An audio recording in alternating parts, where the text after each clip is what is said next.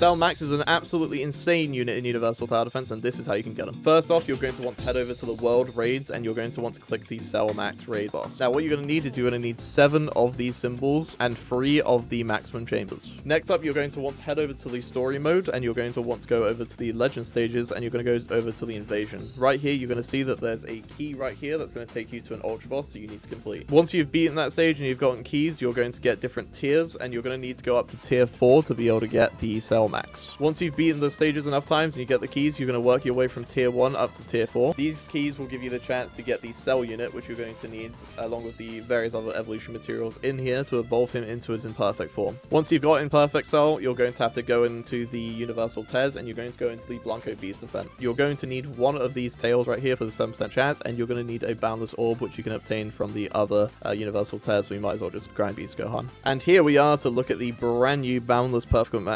Maximum Bio Android unit. He only costs 2,500 to place, and he is a ground utility unit. Now, this character's niche is that he can sell other Super Warrior units, other Dragon Ball units in his range, and he gets a variety of buffs. So every time he uses the ability and he sells a unit, every 5 times he does this, he goes up to 150% damage in total. And every 5th Super Warrior he does this to, he gets over Goku, dealing 70% damage to enemies in every form. With Prince, he gets 75% follow-up damage, and with Trunks, he gets 0.1% damage up to 15% for every takedown.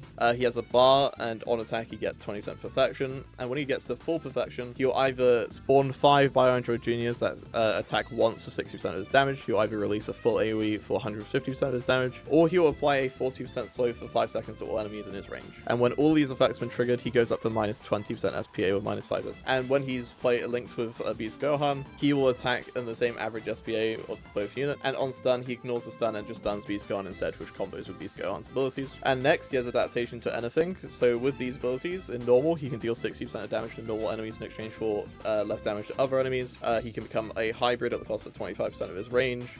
He can deal more damage to hyper armor enemies in exchange for minus 30% damage to other enemies. And for boss, he'll deal 150% damage to bosses in exchange for minus 40% damage to other enemies. And he is an absolutely insane unit, guys. So we're just going to quick sell all these units. And here is how he's looking with all 5 of his buffs right there. 64,000 DPS.